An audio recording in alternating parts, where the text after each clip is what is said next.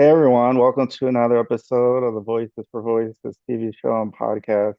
I'm your host, founder of Voices for Voices, Justin Allen Hayes. Thank you so much for joining us on this episode and our over 280 other episodes in our catalog. We had this huge goal that we were going to try to hit in studio episodes and out of studio episodes of a total of 300 by the end of 2025. But this last 30, 45 days or so, we've really kicked things into high gear. So we're going to be hitting that 300 number a lot sooner. I don't know where we'll end 2025, but it's only because of you watching and listening, whether you're here in the United States or close to 80 countries, 800 cities across the world. Thank you for taking the time out of your day if you're commuting or just hanging out, relaxing, and some nice summer weather. If that's where you're at, I know some parts of the world it's kind of the opposite. So we have winter type of conditions. But hopefully you're enjoying yourself. And again, thanks for tuning in. And if you can do us a big favor, give us a big thumbs up, like, share, subscribe, follow, all those things. They're free and they help us march again towards our goal of wanting to help 3 billion people over the course of my lifetime and beyond.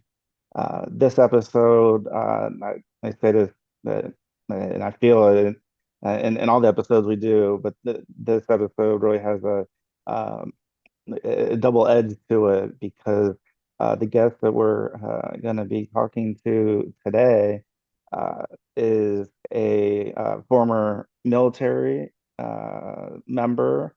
So he's a veteran. And so having that service to the country, uh, learnings that may possibly have affected kind of that mindset, that goal orientation of leading him into being an author and a mentor for so many, especially one of our guests that we have had on a few times here, David Solomon, and it's through his generosity of connecting us with our guest, Mr. Ben Sanford.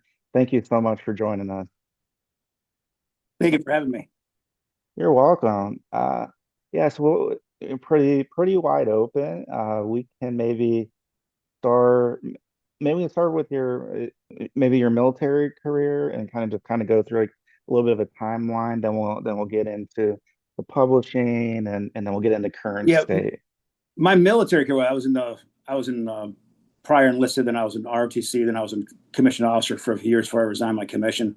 But most of mine was in the reserves. But most of mine after that was federal law enforcement. So I was in the Border Patrol and I was an Air Marshal for most of my career. Okay, So which is that's the where I got same most of my thing. Good, yeah sir. Good. Thank you for your service. Those are also important areas. yeah yeah. The Air Marshal bit helped me. I mean, I met so many interesting people traveling around the world that gave me a lot of ideas for the characters of my stories. So Great. So how did you become interested in writing? well, I have in my one video I did the first video I ever did on TikTok. I always said there's two types of writers in the world. There's those who are natural writers who are looking for a story to tell. Those are people who are very gifted at writing. And then there's the second group of writers, which unfortunately I fall under, and those are the people who have a story to tell and they're looking for a way to write it.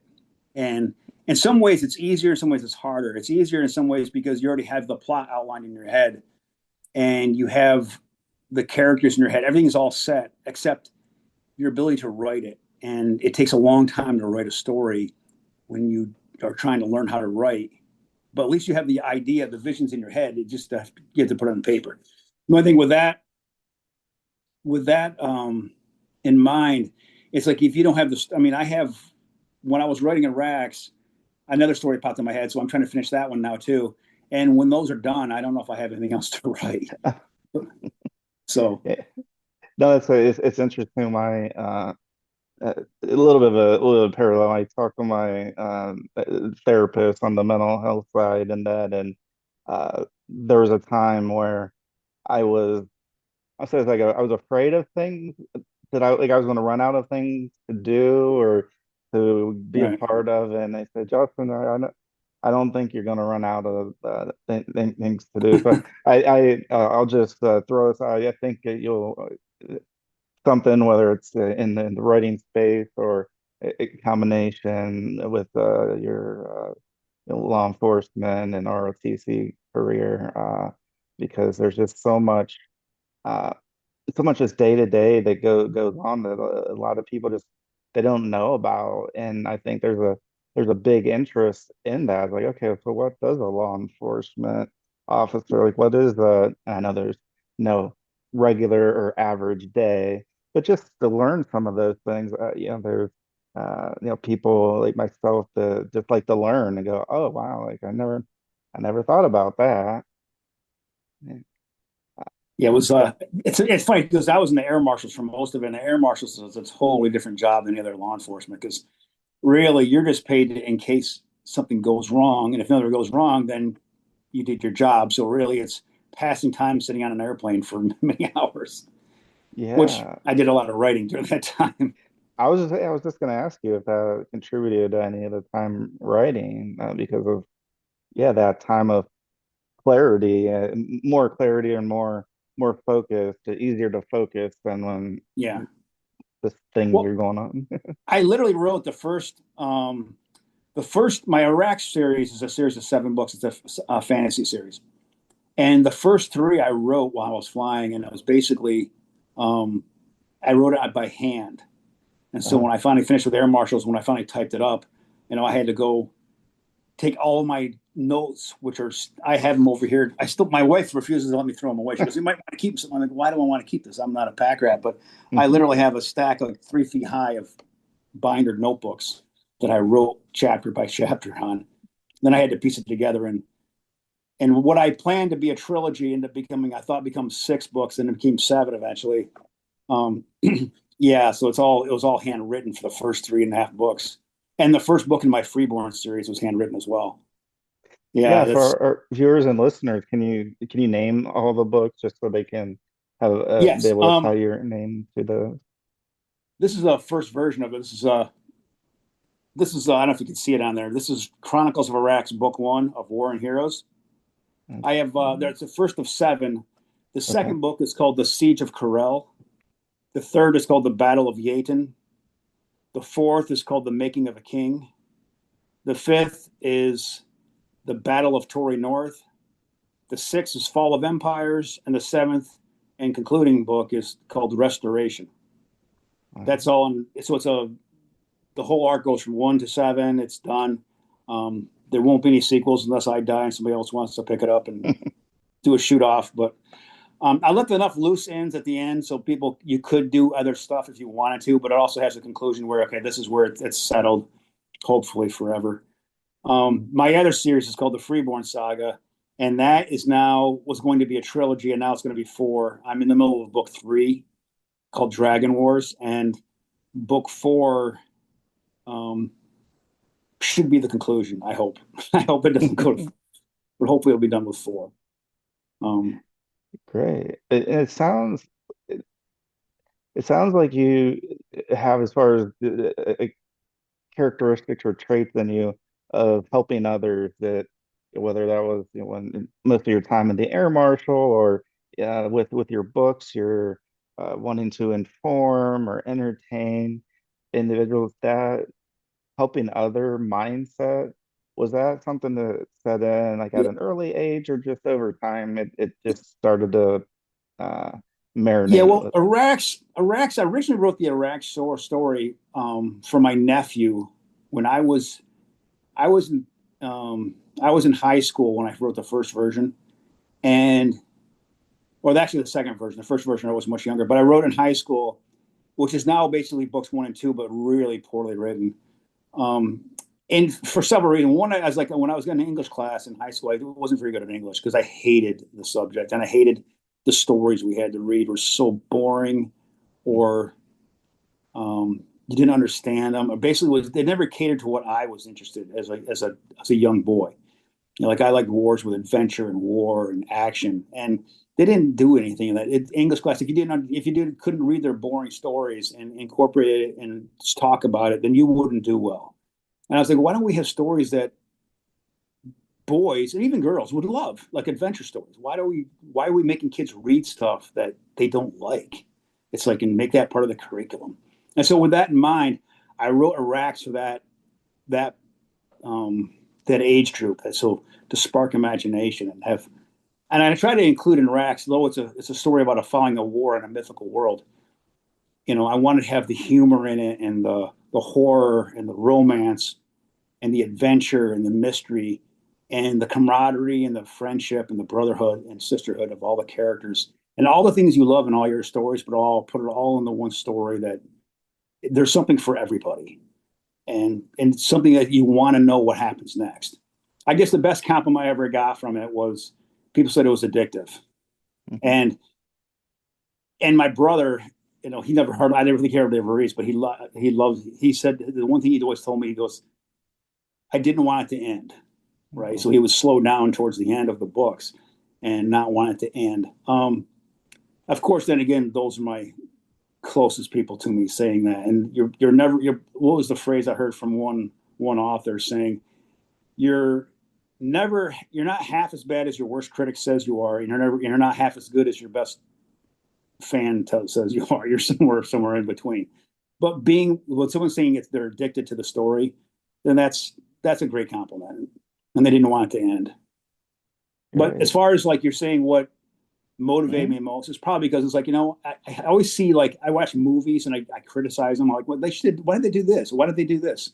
And I'm like, you know what? Just make your own story and do it the way you would do it. Like, take everything you loved from all the different movies you loved and stories and books and songs or whatever it is, you throw it all together and you get rid of the stuff you don't like and keep the stuff you do. Like, if you don't like to have love triangles in your story, then write a story with no love triangles. If you don't want to have drone on about endless descriptions, then make sure you tailor it back where you just give the reader just enough to move the story along. Um, and I'm sure people will read my stories and take the same thing from them. And they're like, no, I don't like this. And they want to reimagine what they want from something else, other piece of it. But that and the gist of it is I wanted to make a story that kids would love to read. Yeah, and I think it's important uh, for authors, really anybody, but especially authors and how the information is consumed and read, to be real cognizant of the the age range that you're writing towards and writing for, that making sure that the scenes and the characters and the plots and that really do line up, instead of having, let's say, a more mature book and saying, oh well, this is actually for uh, 8 to 12 year olds, or Right. just a number like that. And I think that's important. Uh, it, for me as a parent, my daughter's 6, and so she's just getting started. But I'm starting to think about those types of things when we go to the library or bookstore, and we start looking, and if if a book is in the section that lines up where my daughter is age-wise and reading-wise, that's going to be an area that I'm, as a parent, going to be can be drawn to. Can you talk a little bit about the importance of that and how it's important for uh, all authors, not just yourself, to really just do that, that humane thing of, all right, well, I wouldn't want my son or daughter to read this Right. at 8 years old. This is more Yeah. like at 18 or Like my sister-in-law, she loves the Arax books, but he loves Freeborn more. But her grandson, my great nephew, he's very creative and imaginative. But he would love this story, but he's still not. They're going to wait till he's a bit older for him to read it. So it's like, I think 12. It's funny. Every author, it's very subjective, right? What is appropriate for at what age group, right? Like for Arax, for me, um, there is it's probably the violence. It's like because it's war. I try to make things realistic, right?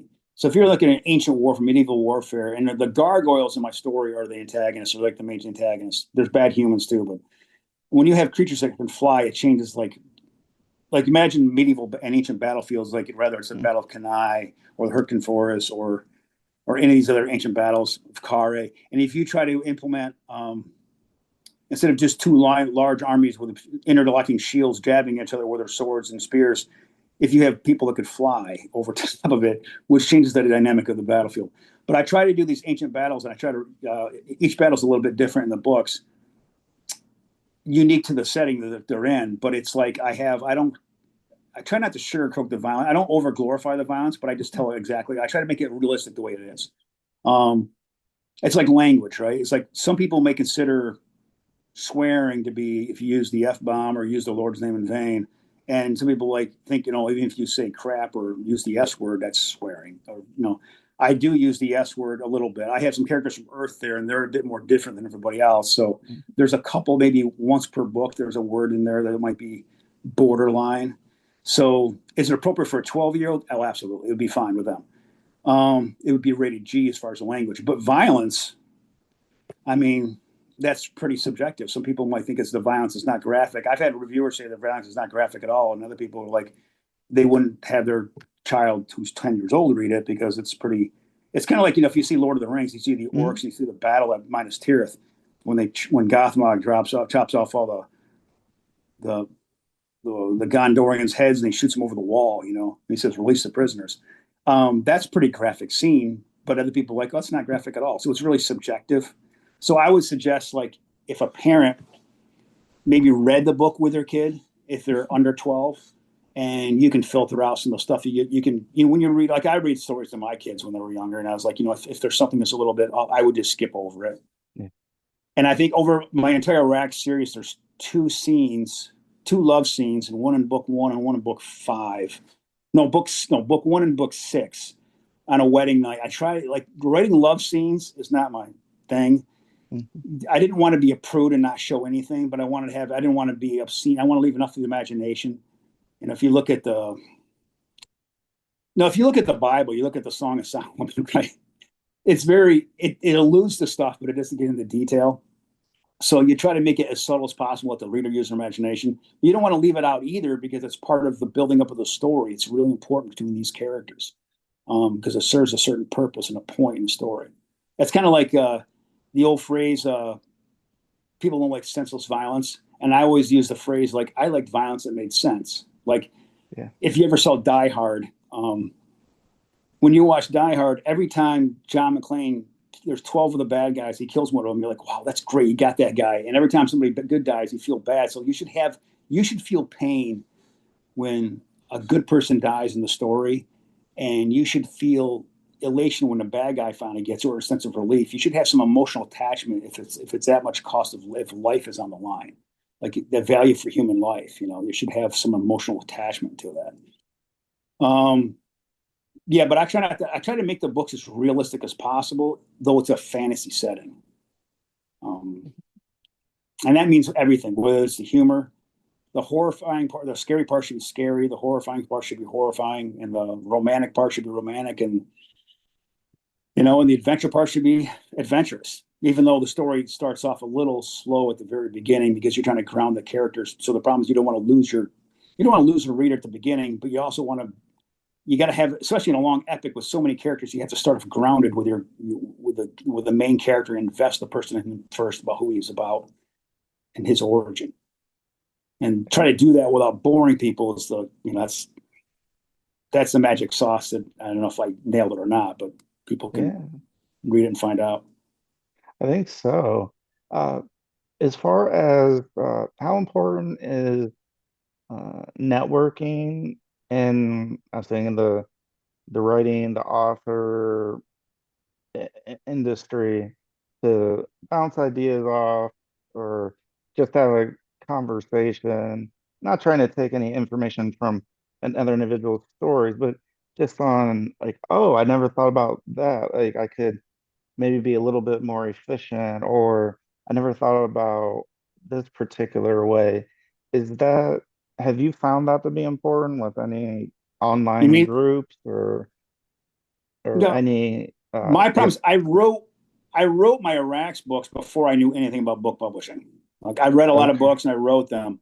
Um, Now I'm doing the marketing after the fact, and it's the biggest mistake I made. You need to market a book before you release them. And if you have your last book, my last book just came out in January, but even then, I didn't understand from the people who helped me publish it that you have to start marketing before it gets released. And if you wait, then you're crap out of luck because it's like you have to. It's hard marketing. So the only thing you can do is you have to do social media. And I was never, because of my line of work, I never did social media. Me and my wife were like, no, no, no, I don't do it. Because I couldn't put my face on TV for anything, Mm-hmm. or even a podcast, or even Facebook, or any of that stuff if I was an air marshal. I had to go, I was covert. Um, so that being said, um, doing social media, if you've never done it before, especially like a dinosaur like I am, it's different. I mean, I just joined Facebook a month ago along with Instagram. Instagram I did a year ago, but I didn't really put anything out there. I only did maybe a couple posts, and I did TikTok. Um, the first video I did is probably like 4 or 5 months ago, and and that took me. I remember my first video I did. It took me like 8 hours to figure out how to even work the device and like how to cut up and cap and add all these different stuff to it.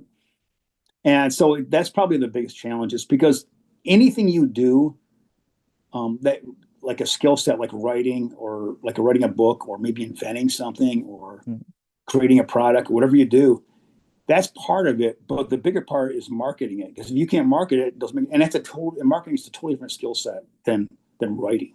So you can write a masterpiece, but if you don't know how to market it, it'll just sit there lost among 20 million other manuscripts. And if you are self-published, like I've done the self-publishing route, um, and you edit your books, and I've edited my books so many times, and then you still find mistakes, even because there's stuff that spell check doesn't catch, and you try to catch stuff, and it's maybe grammatically, it's not a misspelled word, it's just a wrong word. It's like, and you don't catch it. The human eye, you only can glare at a page so long, you're gonna miss things. And it's kind of like if you see like a courtroom when they rely on witness testimony, and they swear this person did it, and then they find out 20 years later, and you convicted somebody on that one witness's testimony. 20 years later down the road, they find out no, the person was innocent and the witness was wrong. It's because our eyes trick us. We see things that aren't there. So when you're editing, you're gonna miss. You have to edit over and over and over again, and even then, you're still going to catch. Especially if the manuscripts are like, you got a 400 or 500 page book. It takes a long days, a couple of weeks to go through a manuscript. Then that's just one time through, and you probably still miss stuff. And when you already wrote a book and you go back and you find it, and even your own editors didn't catch it, and that's just frustrating. It's like, but you're going to have that. But the worst part is because you have words that are spelled right, they're just used wrong. That's the biggest mistakes. And if Yeah. you're create a fantasy world, if you misspell your own words that you made up, Oh. and no one can catch that but you, right? So you have to know, like Arax was hard for me because it was a different planet altogether. So there's different animals and different plants and different trees. If I had to create a whole different ecosystem, and so you have to use all these different words you make up. You have a book, tons of books, just a catalog for one whole notebook just for plants and trees, one for animals, one for all the cities and the armies. And in the back of my Arax book, I have the appendix sections in book one. Mhm. I have appendix section in each book, but in book one, I have a timeline of their history over the last 3,000 years. I have a listing of the armies. I have the map in the back of the book and a listing of the armies for each of the different realms and where they're located in the map. So if you're following the story, you can see where all these different armies are. I just don't make it up out of. You ever see a story where you're watching Yeah. and it seems like they just won, they had a huge victory, you think they won the war, but then the next story, they're like, oh no, they have this other armies that come out of nowhere. Well, where did they come from? Yeah. So at the very beginning, you know where everything stands, you know exactly what the strength is from every kingdom and realm. And I have a ship. The Earthers, there's people from Earth stuck on this mythical planet, so 500 years in our future. And the people from Earth have advanced technology that these people don't have. So if these people are fighting with bows and arrows, the guys from Earth, they build a seafaring ship from their crash starship. And it's called the Stenix, which is the name of my LLC. Yeah. And my Stenix Publishing is because of that ship. So I have a diagram of that ship in the back of the book so people can see what that ship looks like by the synopsis. Um, but all those little details I try to put in there, it's after a while it gets a little overwhelming. Like you it took so long to write Arax, you lose yourself in the world you create, and it's like when it's finally over, you're like, wow, I can breathe again. But I have this other story I got to finish, which is another fantasy world. So I tell you this right now, if I do write anything ever again, it's going to be a contemporary book, probably something to do with football, but it's going to be nothing to do with with fantasy realms. I am done with fantasy after these two series. Is there? If you ever end up reading my Iraq series, you get to the end, you'll be like, wow, yeah, I don't think I could ever. If they burned up, I don't think I could write them ever again. I'm like, I can't go back and do that. That's too And much so, work. yeah, and to your point, it takes, I mean, a lot of jobs, a lot of things we do take time and patience. And I would think that patience would, if you didn't have patience before you got into the editing process and you have 400 or 500 page book, Yeah, that's something that you learned. Like you said, you got to finish the editing before the book can come out, and it does yeah, take some time. Yeah. yeah. And originally the first person the first publishing group I had to publish my first Arax book. When I handed the manuscript, they said you either got to cut. It was actually books 1 and 2 of Arax because it was that big. Like I didn't realize how big the book was because you don't really know. It Hmm. was 600 some pages, single space, but it ended up being it would have been 1,000 page book, and they made me break it in half. So now, Uh, yeah, you don't, or I can cut 170,000 words out of it.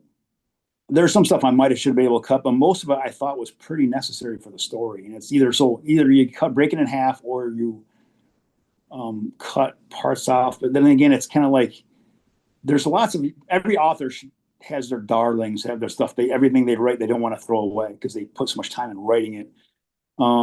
A better editor might help you cut that out. But I'm still thinking the first two books, what I could have cut out, and I don't know what I could have cut out to keep the story going. Probably because there's so many characters as the story goes on, and there's so many um, the different storylines going on that go concurrently, and it's trying to cut something out without. It's kind of funny because I get to the final battle in my last book, and because there's so many characters, if you want to touch base with all of them to give them all a little bit, even the minor characters to give them because this is the end, this is the final thing.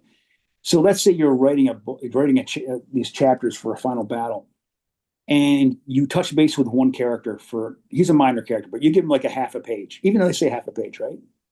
And then before you know it, if you touch base with like 15 different characters, you're already at like, you're getting 10, 15, 20, 30 pages and without even really moving the story around a lot. So it has to be an important part of the battle that they take shape in, or you want to put them in a perspective that they experience a certain thing at the battle that you can tell what's going on over here by using that character. But by the time you get done, you got to be careful because your story will balloon out of control. I always thought the problem is writing. When I was in high school, the problem is writing enough words to do a 200 page essay or 200, 500 word essay. Now it's like trying to take words out Take them is the out. challenge and still tell the story. So you want to make the story as lean as possible. But if you leave too little information, people can't conceptualize what you're trying to tell them. So that's the dilemma I think every writer deals with. And the How other about, biggest problem, yeah, I'm sorry, go go ahead. ahead. No, no, no, you're fine. Continue, please. The other biggest problem is if you're doing a series of books and your first book is book one, you have to understand your worst written book you'll ever do is your first book. And if people don't like that first book, they're not going to read your great books you write later on. You could write if your last books are like classic, like the best books ever written, but your first book in the series is C Spot Run, no one's ever going to read your masterpiece because book one sets the standard, and that's the problem. If I could do things over again, I would have taken book one and just read thorough. I would read it done lots of parts of it to really make it really stand out. That's, Um, I'm glad you mentioned that. I've never heard of that, but that makes so much sense. That, right, you have a, yeah, if you have book one, that's gonna, just like anything, your first time practicing or doing anything, it's still a lot to learn, and tips and tricks and all those things. And to have that, like you said, and if that's something that is not interesting enough to readers, they're not gonna have an opportunity. to actually get to the later books where you're gonna more refine your craft in that. Now your covers, I'm wondering, do you do your own art or what's that like? Okay, there's two. Each of the book series have different types of covers. So my Arax series, I needed a cover artist to do the covers for me. My friend of mine recommended his cousin named Carl Moline, and I never met Carl. I called him. I'd always communicated over the phone, Mhm. and he would take about 6 months to do each cover. And so I don't know if you guys can see on the screen, but this is book one. This is Arax Yeah. of War and Heroes, book one. Now, I gave him a rough idea of how to do it, and he basically he worked for Marvel Comics, and he also did a lot of the graphic novels he did cover art for. He always went to a lot of Comic Cons and sold his stuff. So his are more like a graphic novel type covers. They're kind of like comic book type covers, which my wife doesn't like. Right? She likes classic like fantasy, romantic-y freaking covers, which they have. Which my freeborn are more traditional covers. So for Carl, I gave him the ideas, and he wrote or he drew all those, and he put the colors on them. But when did to the seventh book, he did he did the outline, he did all that, but he didn't color it in because he died right before he could color it in. So my last Oh, book, which is called Restoration, this is the author's copy with a little band across the front they give me. That's called Restoration. So this one's a bit different than the other ones because this one does not have his colors on it. This is what the publishing company they had one other people just fill in the colors. So this one looks a little bit off compared to the other ones. The other ones are looking a lot sharper because that was Carl's work. So I actually dedicated book seven. I put the dedication for the whole series for him for his contribution because the covers I think really stand out for. And I tried to explain to my wife. I was like, look, the Arax is original audience is supposed to be young teenage boys. It's like if you have a young son who loves to read and wants an adventure story, it's for him. And it's funny when I go to Comic Cons or I go to book signings or book fairs. It's the men are usually drawn to Arax. The women maybe it's freeborn. So it's though there are crossover. Like I have a lot of like I have a lot of girls I know have read Arax and they love it. And a lot of guys have read Freeborn and they love it. But the covers themselves are more like very diverse as far as like there's a racks. It's totally one type of cover, and Freeborn is more of a traditional fantasy cover. But it's all because of him, because Carl. I love them. Yeah, in such detail, it's just incredible for someone to have their mind work in that. Man, it's Yeah, I can only do incredible. draw stick figures. I don't know how people draw anything. That's why I'm right there with you. Yeah. How can people learn more about you? How can they find your books? How can they purchase them? Uh, for Um, anybody who's watching and listening and wants to check I them have out. I have a website called stenixpublishing.com, and all the books are on there. Okay. Um, you can look it up. Like it gives a little bit of synopsis of what they're all about. They're all on Amazon as well, so you can go to Amazon and purchase them up. And Goodreads, I have a lot of reviews for books one and two of Arax on Goodreads, and as well as Freeborn. Um, so I'm thinking like if you go to Goodreads, the only problem is if you look at Benjamin Sanford and you go to like Goodreads, there's other people named Benjamin Sanford selling books that are not Um, me. But you can see that if it's Chronicles of Arax, if you look up Chronicles of Arax, book one of War and Heroes by Ben Sanford, and you'll find it on Goodreads. It'll pop up, and all my other books are connected to it by there. There's other books there by people named Ben Sanford that aren't me because it's at the bottom of the page, but you'll see all of them on there. But if you go to Stenix Publishing, which is Stenox publishing.com, that has everything on it, and also links where you can purchase them. If anybody has Kindle Unlimited, I put all the books are on there for free. If you have Kindle Unlimited, because they reimburse you by just paying it, you get paid per page if people read them. So if you want to read them, the only problem with the racks, I will say, if you get on Kindle Unlimited, the problem with the racks is the map and the timeline and all. It's in the back of the book. mm, So I don't know. I should have had them when they did that. Put that at the map at the beginning of the book. So I don't know about you, but if you're following the story, you need to yeah, see a map to see where the characters are going, and it all makes sense. Um, yeah. Yeah, so we'll see. I don't know if you guys know what the stories are about, but Arax is more of a gargoyles are the main antagonist. And they were created by their creator, and they betrayed their creator, who cast them down upon Arax in mortal form. I don't know if that rings a bell or not. So they can't possess people's minds or be like demonic entities, but they breed in great numbers, and they want to destroy mankind. And the whole story of Arax is throughout their history is the war between humans and gargoyles. And in the recent years before the start of the story, one human named Tyro aligned himself with gargoyles, and that tipped the balance. So now he's threatening to conquer everything. And I'm gonna have to cut you off. We're out of time. So okay, if you don't mind, can we come back and do a second episode? absolutely. Okay, cool. Well, let's log out. It'll take about 5 minutes for Zoom to do Okay, its thing, and same link. perfect. All right. Great. Thank you so Okay, much. We'll see you got it. soon. All right.